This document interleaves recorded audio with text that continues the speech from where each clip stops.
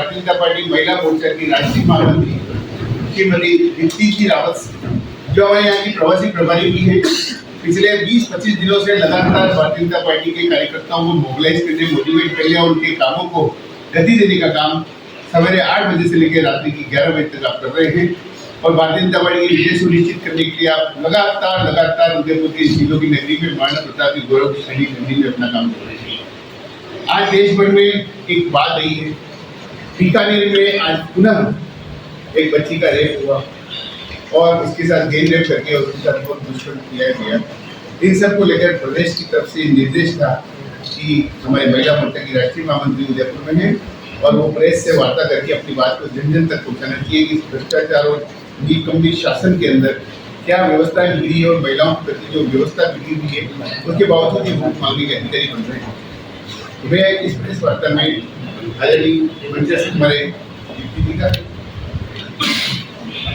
हमारे महिला मोर्चा की प्रदेश उपाध्यक्ष श्रीमती पिंकी जी मांडावर, आप भी हमारे बीच में है, मैं आपका भी स्वागत करता हूँ। हमारे शहर जिला की अध्यक्ष यहाँ पर प्रदेश की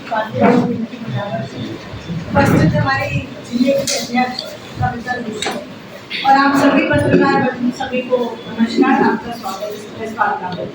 आप सबको मैं एक ही चीज कहना चाहूंगी, जो हम लगातार जब हम क्षेत्र में जा रहे हैं, जब हम जनता से मिलते हैं, जब हम महिलाओं से मिलते हैं गांव में जाकर, हम उनको लगातार ये बात बोल रहे हैं और ये बात तो अभी हुई है, लेकिन हम उनको लगातार ये बोल रहे हैं कि ऐसा एक प्रदेश जो वीरों के लिए जाना जाता है, जो महिलाओं के लिए ऐसी पद्मा आई के लिए जाना जाता है, एक ऐसा प्रदेश और वहाँ पर निरंतर महिलाओं के साथ दुराचार, बलात्कार और इस तरह की दुर्व्यवहार की जो घटनाएं हैं, अपराध जो है वो लगातार बढ़ रहा है, बेहद शर्मनाक है।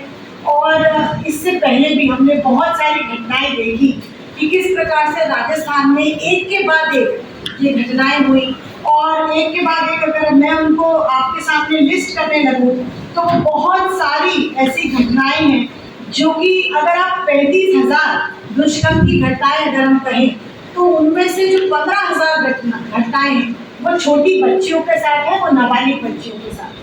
और आज भी जो घटनाएं हमारे जो सामने आई है, जो कि हुई 1 नवंबर को, लेकिन आज वो हम सबको जानकारी में आया क्योंकि उसका जो FIR रजिस्टर हुआ वो अब बाद में हुआ, लेट हुआ, क्योंकि पहले कुछ समाज के लोगों ने कोशिश करी कि उनके आपस में कोई वो जो हमारे विक्टिम है और जो हमारी बच्ची है उसके परिवार में या जो अपराधी है जिनके ऊपर आरोप लगाया उनके बीच में कोई ऐसा सामंजस्य बन जाए या आपस में कोई एक उनका कम्युनिकेशन होता है, लेकिन वो नहीं होने के कारण इस पर कुछ डिले हुआ। लेकिन आज 3-4 दिन के बाद वो एक केस हमारे सामने आया धोखा का, और ये भी एक बहुत ही दर्दनाक एक ऐसी घटना हुई है जिसके कारण से हम सब लोगों को बहुत ही, हम सब महिलाएं आहत हैं। और मैं कहूँगी केवल महिलाएं आहत नहीं है, आज राजस्थान में जो अपराध महिलाओं के खिलाफ जो बढ़ रहा है उसके लिए सिर्फ राजस्थान की महिलाएं तो है ही आहत, लेकिन पूरे देश भर में आज उसकी बात हो रही है। आज राजस्थान जो है हर चीज में नंबर 1 बनाने की कोशिश जो गहलोत जी ने की, उनकी कोशिश कामयाब हो गई है। मैं कहूँगी अगर महिला अपराध में वो नंबर 1 उन्होंने इस प्रदेश को बना दिया है, इसमें अगर आप अपराध में कहें तो नंबर 1 आज राजस्थान को बना दिया है। आप बेरोजगारी में कहें और हमारे युवाओं का जो भरोसा है, पेपर लीक के मामले जो हुए हैं उसमें अगर नंबर 1 बनाया है तो वो आज राजस्थान को बना दिया है।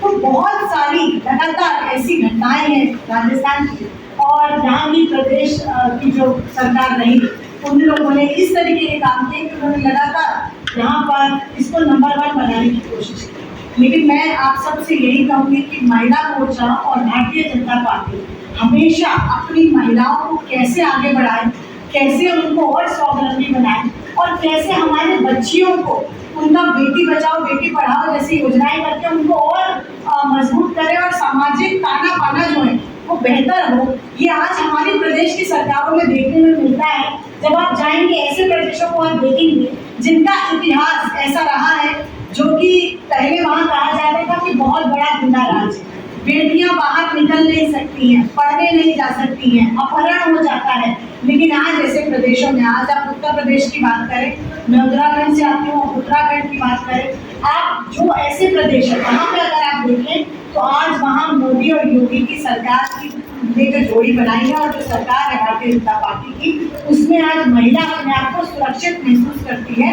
और आज वहाँ खुलेआम बच्चियाँ पढ़ने भी जाती हैं। और हमने जब वहाँ पर ग्रामीण इलाकों में जब हमने माँओं से बात करी, वहाँ ग्रामीण शहरों में हमने ग्रामीण में बात करी महिलाओं से, तो उन्होंने कहा कि हम अपनी बेटियों को पहले आस-पास के ही स्कूल में भेजते थे, दूर का कॉलेज में हम नहीं भेजते थे, क्योंकि हमें डर था कि कहीं किसी के बाद बेटियों का कोई भी अपहरण कर ले। जब सपा की सरकारें थी, जब कांग्रेस की सरकार थी, लेकिन आज जब से योगी जी की और मोदी जी की सरकार है, जब से भारतीय जनता पार्टी की सरकार है उत्तर प्रदेश में, हम अपनी बेटियों को दूर दराज के कॉलेजों में भी एडमिशन कराते हैं और बहुत ही सेफ्टी से वो जाती भी हैं और वहाँ से लौट कर भी आती हैं।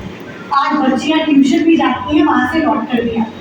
तो ये घटनाएं हम सबके सामने है, हम सब देख रहे हैं कि किस प्रकार से दूसरे प्रदेश जहाँ भारतीय जनता पार्टी की सरकार है वो महिलाओं के लिए एक सुरक्षित माहौल को पैदा करते हैं, और कैसे जो कांग्रेस शासित प्रदेश हैं वो महिलाओं के लिए असुरक्षित होते हैं। वो महिलाओं के लिए एक ऐसा प्रदेश हो जाता है जहाँ महिलाओं का बाहर निकलना मुश्किल होता है। क्योंकि हम जब यहाँ पर हम अपनी आपकी घटनाओं की बात करें तो हमने लगातार देखा कि जैसे बाड़मेर में हमारी यहाँ पर महिलाओं के साथ जिंदा जला दिया गया, और लगातार ऐसी और भी घटनाएं हुई। और आप ही के इसी जिले के जो एक मामली इलाके में वहाँ पर भी एक दुष्कर्म की घटना हम लोगों के सामने आई। और केवल दुष्कर्म की घटनाएं नहीं हैं, यहाँ पर ऐसी भी घटनाएं हैं जिनमें बच्चियों को छोटे छोटे टुकड़े करके काट दिया जाता है, और केवल काट नहीं दिया जाता है, उसके बाद में भट्टी में जला भी दिया जाता है। ऐसी दर्दनाक घटनाएं हमारे समक्ष आई हैं। ऐसी भी घटनाएं आई हैं जिसमें जिंदा बेटियों को जला दिया गया, हमारी महिलाओं को जला दिया गया। ऐसी भी घटनाएं हमारे सामने आई। तो मैं कहूँगी कि इस कांग्रेस की भ्रष्ट सरकार को उखाड़ फेंकने का मौका आज आया है, और हमारी जो महिला शक्ति है, हमारी जो मैं कहूँगी आधी आबादी है, वो पूरी तरह से मोदी जी के साथ है, पूरी तरह से भारतीय जनता पार्टी के साथ है। क्योंकि माननीय प्रधानमंत्री जी हमारे पीएम जो कहते हैं वो करते हैं, और ये उन्होंने चरितार्थ किया है, बहुत सारी चीज़ों में किया है। आज हम अपना पड़ोसी प्रदेश जो है आपका गुजरात, उस पर भी अगर हम देखें तो आप देखेंगे किस प्रकार से लड़कियां, हमारी महिलाएं, हमारी बच्चियां वहाँ सुबह शाम रात किसी भी वक्त आराम से घूमती हैं, जाती हैं, चाय पीने जाती हैं, दोस्तों के साथ रहती हैं, कोई डर नहीं है, बहुत ही सुरक्षित माहौल में वो रहती हैं। तो मुझे लगता है आज राजस्थान को जरूरत है कि ऐसी ही एक सुरक्षित सरकार को चुनने का, और ऐसा ही एक सुरक्षित माहौल हमारी बेटियों के लिए आगे के जो आगे आने वाला समय है उसके लिए एक सुरक्षित माहौल देने का। मुझे लगता है कि ये सब जितनी हमारी यहाँ गहलोत सरकार ने जो नाकामियाँ और यहाँ पर चीज़ें करी हैं उसका खंडन हम लोग आज यहाँ करते हैं, और ऐसी घटनाएं आगे ना हो। और इसके लिए बहुत बहुत नोखा की घटना के लिए हम खेद प्रकट करते हुए आगे इस बात की उम्मीद रखते हैं कि भारतीय जनता पार्टी की सरकार बनेगी और हमारी बेटियों को एक सुरक्षित राजस्थान यहाँ मिलेगा। मैडम एक बात बताएं, पहले भारतीय जनता पार्टी जो कांग्रेस आरोप लगा रही है भारतीय जनता पार्टी महिला आरक्षण को लेकर, खाली आपने खुश करने की राजनीति की है। 5 साल बाद अभी 24 के इलेक्शन है, उसके बाद क्या होगा वो तो आगे वाला समय। तो ये आरक्षण अभी क्यों नहीं मांगा, क्यों नहीं दिया? देखिए कांग्रेस इसमें आरोप लगाने वाली होती कौन है, मैं तो आपसे क्योंकि 3 दशकों से ये जो बिल था ये पेंडिंग था। कांग्रेस की सरकारें सबसे ज़्यादा कई सालों तक इस पूरे देश में उन्होंने राज किया है, और मैं कहूँगी केवल कांग्रेस ने नहीं, उनके परिवार ने राज किया है, गांधी परिवार।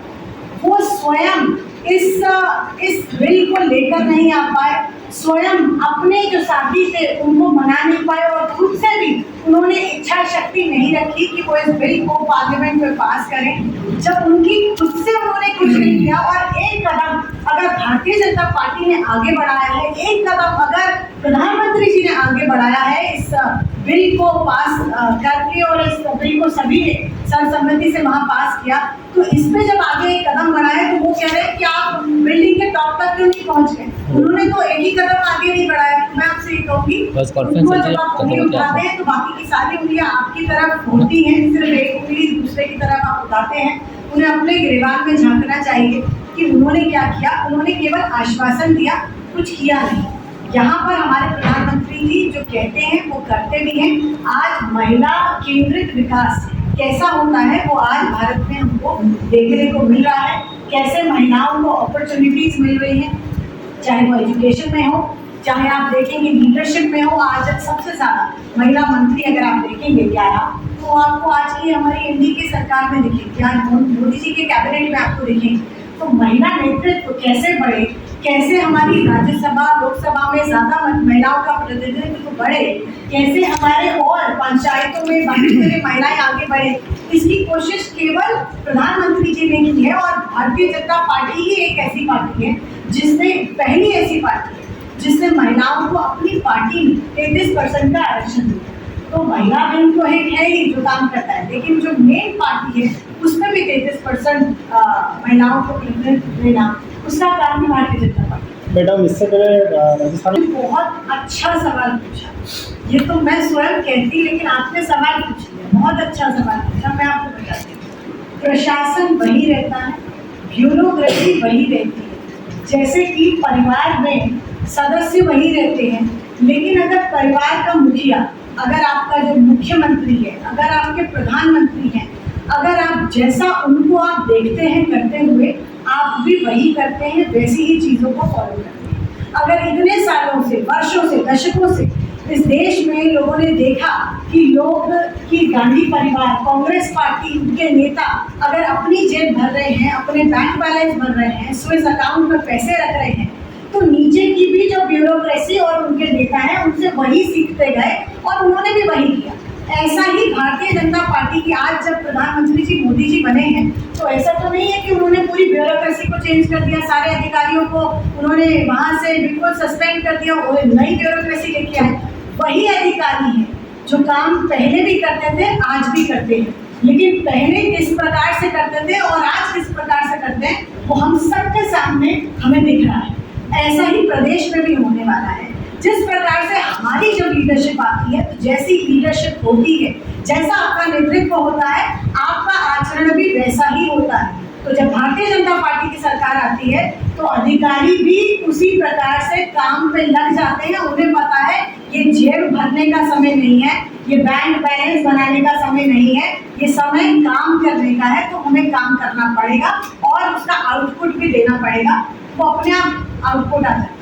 अगर वो आरोपी है, उससे अगर सचमुच वो अपराधी है और तो उसको सजा, कड़ी सजा मिलनी चाहिए। हम कौन कह रहे हैं कि बीजेपी का है उसने बहुत अच्छा काम किया, बहुत गलत काम किया अगर किसी ने भी किया है, मेरी जानकारी में नहीं। लेकिन अगर आप कह रहे हैं तो अगर किसी ने भी इस तरीके का कोई भी अपराध किया है तो उस अपराधी को सजा मिलनी चाहिए।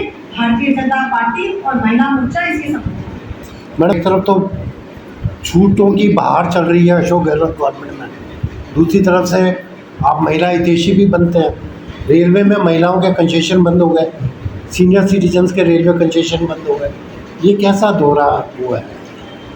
मैंने आपसे पहले ही कहा कि भारतीय जनता पार्टी जो कहती है वो करती है। महिला कंसेशन तो मैं वही आपको बता, कांग्रेस पार्टी केवल कहती करती नहीं है, इतने सालों से भी कह ही रही।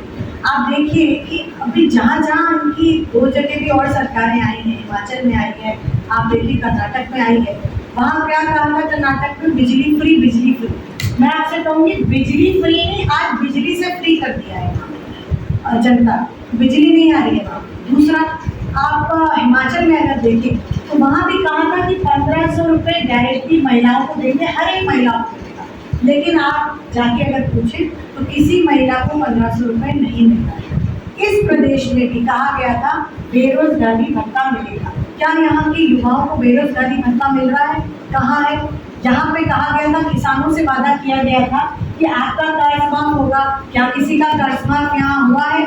तो ये बातें सिर्फ कहने की हैं, वो कहते कुछ हैं, करते कुछ और हैं। भारतीय जनता पार्टी देश को आगे बढ़ाने के लिए काम करती है और प्रधानमंत्री जी को जब लोग देखते हैं कि वो किस प्रकार से अपने आप को बहुत ज़्यादा संघर्ष करते हुए, इतना समय देते हुए वो जब काम करते हैं और हर आयाम में काम करते हैं। आज आप देखिए कि आप सैटेलाइट देखिए, आप चाहे चंद्रयान देखिए, उसमें महिलाओं का कितना बड़ा रोल रहा है। आप वहाँ देखिए, आप ये देखिए कि किस प्रकार से ये ऑपोजिशन ही है जिसने ये कहा कि यहाँ पर कोई अपनी दवाई नहीं बना सकते हम, यहाँ पर हमें बाहर से ही मंगवानी पड़ेगी, हम उसको वैक्सीनेशन जो है वो यहाँ का नहीं दे सकते। लेकिन ये प्रधानमंत्री जी की ही एक मंशा थी, एक सोच थी और उनका दृढ़ निश्चय था। उन्होंने कहा नहीं, हम भारत में ही अपनी वैक्सीन को क्रिएट करेंगे और यहाँ की जनता को देंगे। ये भी एक शोध का विषय है पूरे विश्व में कि हमने किस प्रकार 200 करोड़ जो वैक्सीन है वो हमने लिए हैं और लोगों को लगाए हैं और सबको डबल डोज ट्रिपल डोज लगाए। एक बहुत बड़ी बात है। तो भारतीय जनता पार्टी बड़े विषय के लिए काम। प्रधानमंत्री की यात्रा के बारे में बताएं ना, क्या कर रहे हैं, क्या तैयारी कर रहे हैं? प्रधानमंत्री जी क्योंकि कल यहाँ पर मैं कहूँगी प्रदेश अध्यक्ष जी आए ही थे और उन्होंने सभी लोगों को यहाँ पर एड्रेस भी किया, पूरी मीडिया को। उन्होंने बताया कि अभी 9 तारीख को प्रधानमंत्री जी आने वाले हैं, शाम को उनकी एक बड़ी जनसभा यहाँ होने वाली है और मैं तो केवल आह्वान अपनी महिला बहनों से कर सकती हूँ और बाकी भी मैं कहूँगी कि जब वो आते हैं तो स्वयं से ही आसपास के भी जितने हमारे लोग हैं और हमारे जिले हैं, हमारे बाकी विधानसभाएं हैं, वहाँ से सभी को लगता है कि अगर प्रधानमंत्री जी आए हैं तो उन्हें ज़रूर आना चाहिए, सुनना चाहिए। और प्रधानमंत्री जी आ रहे हैं तो एक बड़ी जनसभा का यहाँ आयोजन होगा, उसकी तैयारियां भी पूरी तरह से हो रही हैं। आज भी कैसा कहाँ पंडाल होगा, कहाँ क्या होगा, उसकी परमिशन से उसकी तैयारी पूरी यहाँ पर संगठन उसकी कर रहा है। कहाँ से हमारी बहनें भी आएंगी, वहाँ तक मैसेज हमारा हो जाए, पहुँच जाए, हर पंचायत तक, हर एक बूथ तक हमारा एक मैसेज पहुँचे। प्रधानमंत्री जी यहाँ आने वाले हैं 9 तारीख को और हर महिला और हर मैं कहूँगी युवा हर के साथ उठकर वहाँ आए और प्रधानमंत्री जी की सभा में उपस्थित रहे, यही हमारी कोशिश है।